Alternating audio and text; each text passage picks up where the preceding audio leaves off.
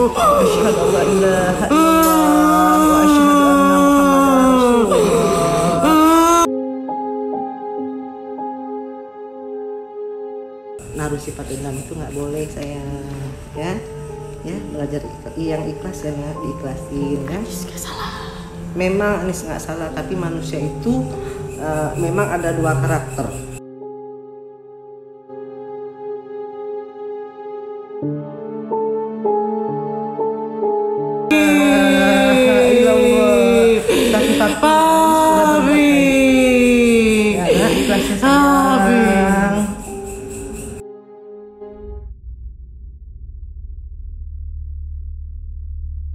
Halo, assalamualaikum warahmatullahi wabarakatuh. Balik lagi sama gue Putri Alfian. Kali ini gue ada di daerah Jakarta Selatan. Beda emang gue lagi explore sendiri karena ada beberapa tim yang lagi nggak bisa karena satu dan lain hal. Nah, kali ini gue ada di daerah Jakarta Selatan. Ini rumahnya epic banget. Propertinya masih ada. Terus gue denger informasi sih katanya ada beberapa konten kreator yang kesini dan ngelihatnya sosok nenek-nenek. Nah, di sini gue langsung mau ngajak sahabat Putri Alfian ya buat gue udah buat explore ke dalam karena emang gue ngerasain energi yang ya gitulah pokoknya. Kereta ya gitulah pokoknya. Nah, tanpa basa-basi sebenarnya gue langsung mau ngajak sahabat Putri Alfian buat explore ke dalam. Tapi di sini sebelum gue ngajak masuk, jangan lupa untuk like, comment, share, and subscribe. Dan di sini gue juga nggak bosen-bosen menekankan ke sahabat Putri Alfian yang di rumah bahwa gue Putri Alfian tidak memaksa sahabat Putri Alfian untuk percaya dengan apa yang gue lihat, dengan apa yang gue dengar, dan dengan apa yang gue ceritakan. Karena di sini gue hanya mencoba merinding menguak sebuah sejarah atau sebab dan akibatnya. Kalau gitu keman kita, let's go!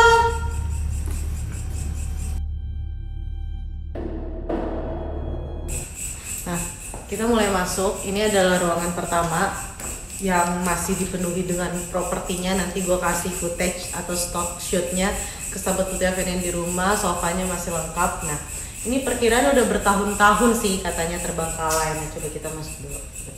Assalamualaikum.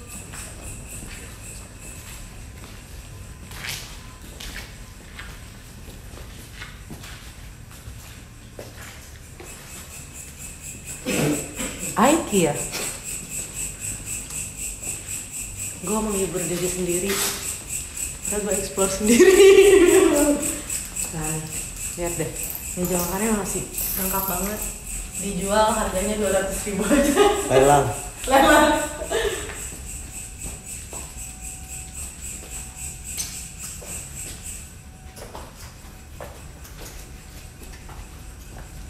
Assalamualaikum.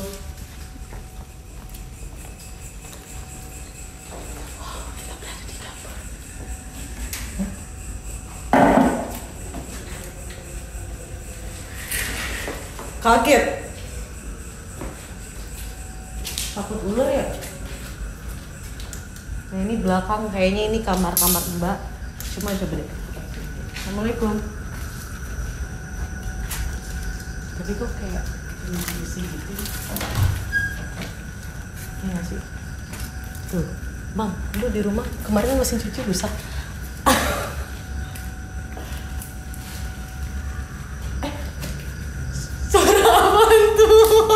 Nengok, aduh, ini gue ketawa-ketawa karena nutupin Marno ya. Assalamualaikum. Dikunci. Udah, mentok. Ini cuma ada 2 toilet karena hari ini minim tim, jadi kita mundur aja. Yuk.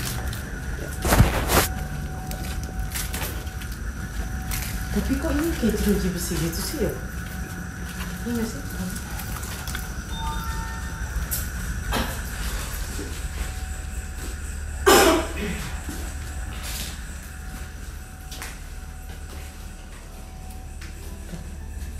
Lu denger suara gak sih? Jam segini? Bob, sini Bob.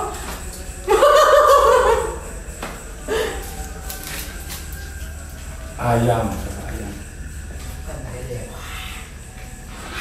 Sumpah, tapi gue takut. Ya, ayo. Assalamualaikum. For your information ya, gue di sini nggak berani menyentuh barang apapun, gue nggak berani buka-buka apapun karena pertama gue takut karena di sini gue izin secara baik-baik, gue nggak mau meninggalkan hal-hal yang buruk setelah explore. Jadi teman-teman bisa lihat barang-barangnya aja tanpa ada satupun yang gue buka-buka. Oh ini kayak garasi ya bang ya? Ini. Tadi mbak udah mau lari guys soalnya. Ya yuk, kita keluar yuk. Oke. Assalamualaikum. Tadi kita udah kesini nih. Sebenarnya yang paling gue takutin adalah kamar ini, meja riasnya.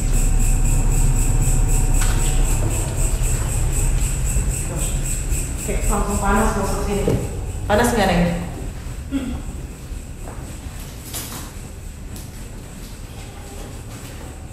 Benar. Sore masuk. Assalamualaikum. Ini toilet. 2017 terakhir.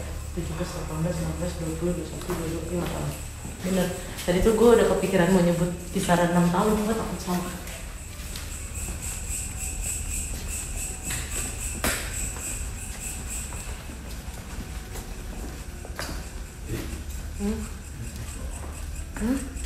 Apa tuh?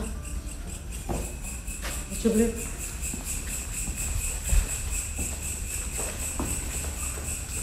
Oh, foto. Foto siapa?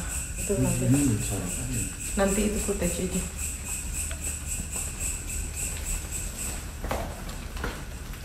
Nah ini kayak ini tuh gue nggak berani ya buka-bukanya ya, nggak mau karena bukan. Oke, ready? Standby ready? Oke. Bismillahirrahmanirrahim. Assalamualaikum warahmatullahi wabarakatuh.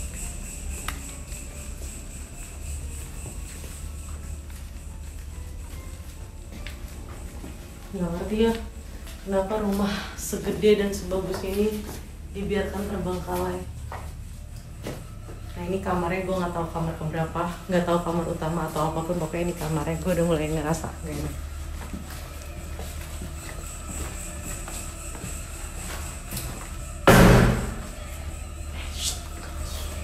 Assalamualaikum.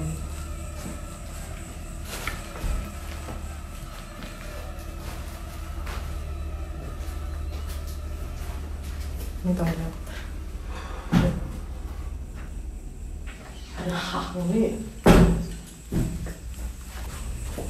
Gold shopping, gift shopping, stock shopping. Assalamualaikum.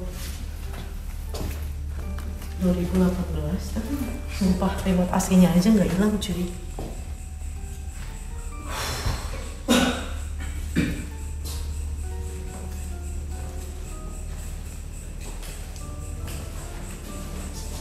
Tapi gue salut sih sama penjagaannya karena mungkin kurang lebih 5, 6 atau 7 tahun terbengkalai tapi nggak ada properti yang hilang. Kalau di daerah sana-sana, luar sana-sana, kalau rumah terbengkalai itu yang kita temuin biasa kayak ada di video-video gue, itu udah nggak ada barangnya, cuma ini ada barangnya.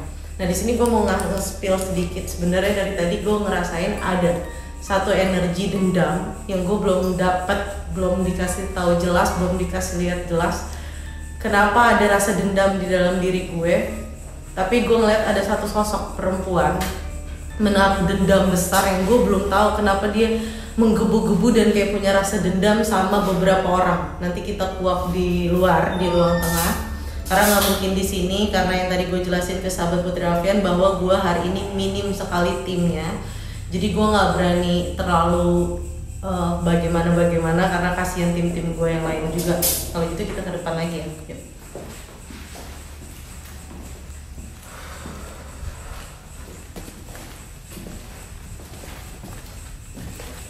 Epic sih. Epic. Ruang tengahnya ini.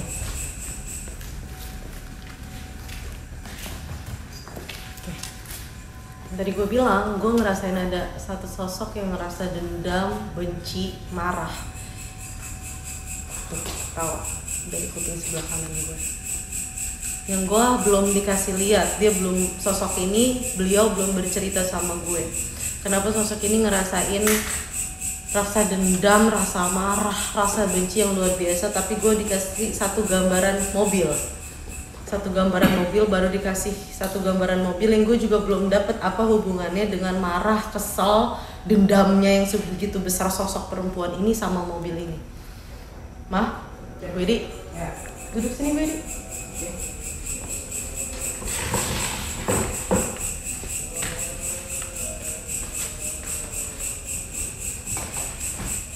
Kan kalian udah gak asing lagi dengan ibu yang satu ini.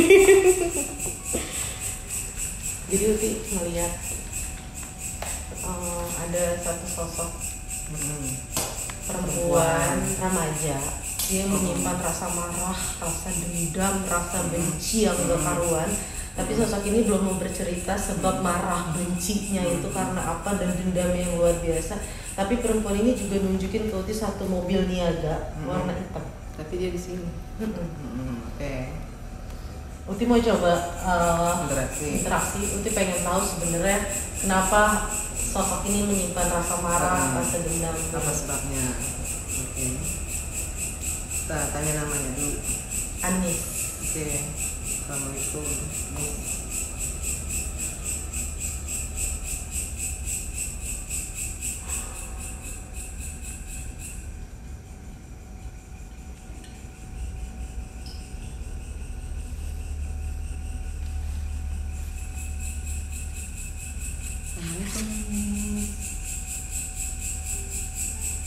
Ini mau duduk ya? Saya pelan-pelan ya. Oke. Assalamualaikum nih. Coba cerita. Anis kenapa sayang? Coba cerita sama mamanya Putri. Kamu kenapa nak? Masalah keluarga kah? Atau masalah kamu pribadi? Masalah pribadi. Sama orang terdekat. Hubungan spesial, teman. Oke. Kronologisnya boleh cerita nggak dikit sama mamanya Putri ini? Cerita ya sayang. Ya gimana coba ceritanya? Coba Anis cerita. Mungkin ada Mama Putri bisa bantu atau Kak Putrinya bisa bantu ya. Nanti bisa diceritain ya. Kenapa sayang? Kamu gemeter. Aduh gemeter banget. Tenang nak ya. Coba cerita. Coba Anis cerita sama Mama. Teguh. Namanya Teguh. Teguh. Oh, kenapa Teguh?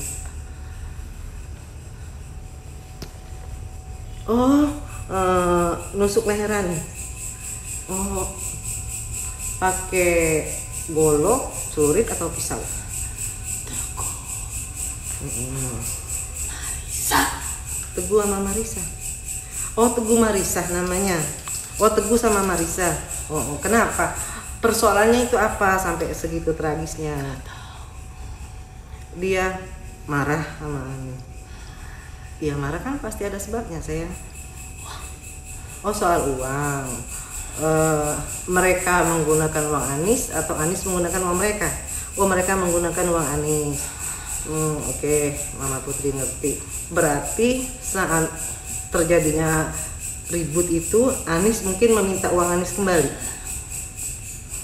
Ya Allah, ya Rabbi sabar ya nak. Itu nominalnya besar Mas. Tapi orang tua Anis tahu nggak? Tahu. Dan waktu kasus itu ditindaklanjuti nggak? Tapi Anis karena udah ditindaklanjuti, Anis ikhlas nggak? Dibuang ke tol. Tol mana sayang? Tol. Anis dimasukin dalam mobil itu juga, tapi setelah ditusuk. Anis ditusuk terus dimasukin mobil itu, mobilnya dibawa terus dibuang. Oke, ya Allah. Terus gimana lagi sayang ceritanya?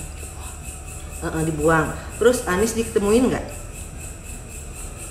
sama pihak yang berwajib dan keluarga? Setelah 3 hari. Setelah 3 hari. Banyak kelaban. Enggak, yang Mama Putri mau tanya itu setelah Anis di sana itu Anis langsung meninggal atau Anis masih bertahan? Oh, masih bertahan. Ya Allah ya Robi, sampai berapa hari nak? Sebentar. Oh sebentar, karena darahnya habis ya, lama pertolongan ya.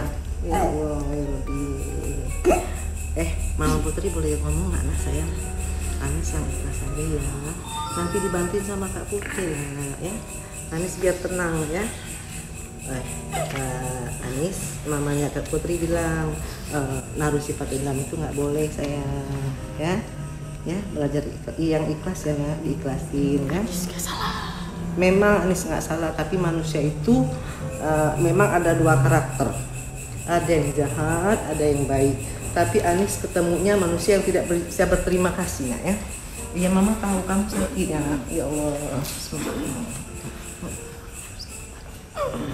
Bismillah.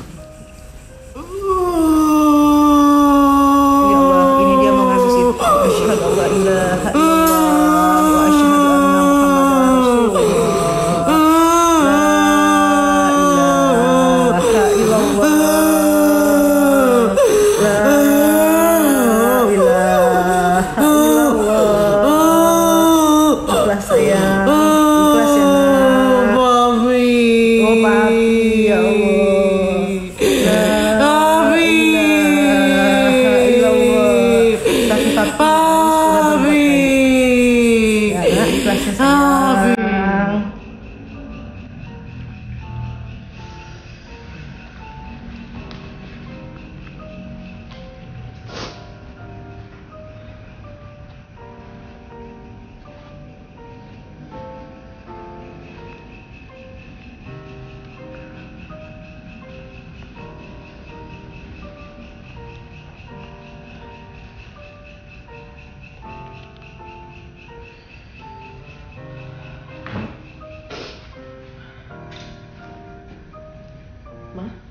Gimana gue edit?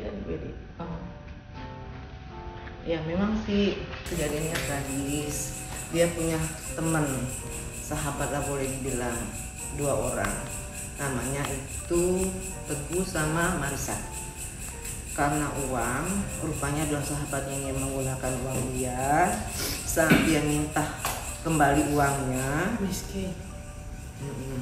saat dia minta kembali uangnya, sahabat ini nggak terima. Dia ditusuk lah, dibawa ke jalan tol dengan menggunakan mobilnya sendiri, Hanza warna hitam. Nah setelah itu dia dibuang sama mobilnya. Masya Allah. Tapi dia sempat bertahan nah. Kalau Tapi nggak bisa 2 lama, jaman lah. 2 jaman kurang lebih, karena ya kehabisan darah. Oke. Jadi gini. Tangan gue sampai kayak gini. Dia karena gemeter banget dia. Orang dipegang badan Sakit. Kena kuku gue sendiri sih sebenarnya. Nah, itu diri ya. Jadi gini. Dari awal gue masuk, ada beberapa tempat, ada beberapa spot yang rasanya tuh panas. Ya, panas di sini. Padahal ini rumah yang gede, rumah yang luas, dan sirkulasinya pintunya terbuka. Kayaknya nggak mungkin banget kalau sampai panas, ya kan? Karena memang sih belum ada yang hancur atau atap yang bolong tuh belum ada ya dari tadi. Cuma nggak mungkin panas kayaknya rumah segede gini dengan plafon yang tinggi, pintu yang terbuka. Nah tapi ada beberapa titik. Habis hujan lagi. Nah ada beberapa titik yang rasanya tuh panas, yang gue hafal betul, gue tahu betul bahwa ini bukan panas dari ruangan, tapi ada energi yang menyimpan rasa marah, menyimpan rasa dendam, menyimpan rasa sedih. Jadi yang gue dikasih lihat sama Anis adalah 2 sahabatnya ini berhutang sama dia sebanyak 30 juta itu beberapa tahun yang lalu.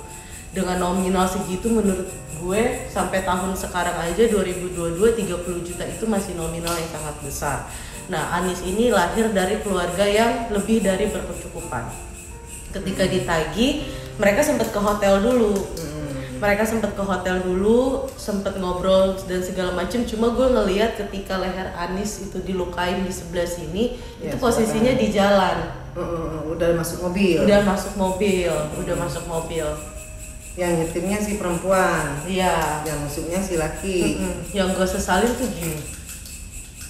Di zaman sekarang itu kita susah tahu nemuin temen yang tulus, temen yang baik, temen yang benar-benar mengerti arti sebuah pertemanan tuh susah gitu. Terus kalau emang lo pinjam uang, terus lo belum sanggup balikin, menurut gue itu bisa dibicarakan baik-baik. Toh Anis ini juga, walaupun Anis ini sempat mengeluarkan kata-kata kasar dan sempat marah, tapi Anis ini bukan yang, ya gue nggak mau tahu, pokoknya hari ini tuh harus ada, bukan yang kayak gitu. Nggak menekan. Dan gara-gara menurut gue uang 30 juta itu tidak sebanding banget dengan nyawanya Anis. Apalagi Anis itu anak pertama cuma dari 2 bersaudara dan dua-duanya ini perempuan. Anis ini punya adik perempuan dan Anis ini anak pertama yang menurut gua sekaya apapun keluarga, Anis ini menurut gua salah satu anak yang jadi harapan untuk orang tuanya. Mungkin orang tuanya yang bisnis untuk menjalankan bisnisnya keluarganya, kemudian Anis di sekolah yang tinggi-tinggi kan jadi sarjana gitu loh maksud gua. Nah di sini aku mau berpesan sama sahabat Putri Alfian bahwa saat ini banyak banget yang mengejar gengsi, mengejar gengsi yang tidak sesuai dengan kapasitas diri kita. Gaya hidup tidak sesuai kemampuan. Iya, nah itu berujung petaka gitu. Mungkin kalian yang menggunakan atau mungkin dua sahabatnya Anis juga saat ini mungkin kita nggak tahu ditangkap polisi. Cuman apapun ganjarannya, nyawa nggak pantas menurut gue. Selama apapun kalian kurung di penjara itu nggak pantas, nggak setimpal. Apalagi gimana perasaan kedua orang tuanya Anis gitu. Udahlah Anis uangnya yang dipinjam, Anis yang dibunuh, kayak nggak punya perasaan gitu. Makanya menurut gue pinter-pinter baca doa deh supaya tuh setan nggak tiba-tiba masuk gitu ke dalam dirinya kita. Jadi kalian bisa mengendalikan, apalagi posisinya tuh lo salah gitu. Lo salah menurut gue saat ini adu gengsi tapi nggak berpikir panjang. Iya, tapi nggak berpikir panjang menurut gue ya. Kalau memang kalian mau bergaya, bergayalah sesuai dengan isi dompet kalian gitu. Jangan sampai sesuai kocek. Iya, jangan sampai kalian mengorbankan orang lain demi kepentingan gengsi kalian sendiri. Gue berharap nggak ada lagi korban-korban seperti Anis yang masih menyimpan dendam di dalam dirinya, masih marah, masih benci, dan dia masih ingat betul mobilnya hitam, dia masih ingat betul bagaimana kejadian-kejadian itu menandakan bahwa Anis sama sekali tidak menerima kematian dalam hidup. Di sini gue berharap setelah Anis bercerita sama gue dan sama Bu Edi tadi, gue berharap Anis itu lebih bisa legowo, lebih bisa menerima apa yang sudah menjadi takdirnya, apa yang sudah menjadi jalan hidupnya gitu. Dan gue nggak mau lagi, gue berharap, gue berdoa ke sahabat Putri Alfian yang di rumah, termasuk gue, tim gue dan semuanya. Gue berharap kita semua nggak pernah ada di posisi Anis, ngalamin yang dimana kita udah berusaha baik sama orang, tapi ternyata orang itu tidak bisa menerima kita dengan baik. Semoga banyak pelajaran yang bisa kita petik dari cerita almarhumah Anis. Semoga kita lebih bisa menyadarkan diri kita bahwa uang bukanlah segalanya. Kalau kalian mau bergaya, kalian kerja. Betul. Ya. Kalau gitu segini aja cerita dari Anis. Nanti gue coba komunikasi di belakang kamera sama Anis supaya mungkin gue yang anak muda lebih bisa ngomong dari hati ke hati terhadap Anis. Kayak gitu. Jadi kalau gitu gue Putri Alfian bersama Bu Edi. Kita berdua pamit. Makasih buat sahabat Putri Alfian yang udah nonton. Tapi di sini sebelum gue pamit, jangan lupa untuk like, comment, share, and subscribe. Jangan lupa juga di sini gue nggak bosan-bosan menekankan ke sahabat Putri Alfian yang di rumah bahwa apapun yang terjadi pada saat proses syuting berlangsung itu betul-betul di luar alam sadar gue atau di luar kendali gue. Kalau gitu gue Putri Alfian bersama Ibu Eri. Kita berdua pamit. Assalamualaikum warahmatullahi wabarakatuh.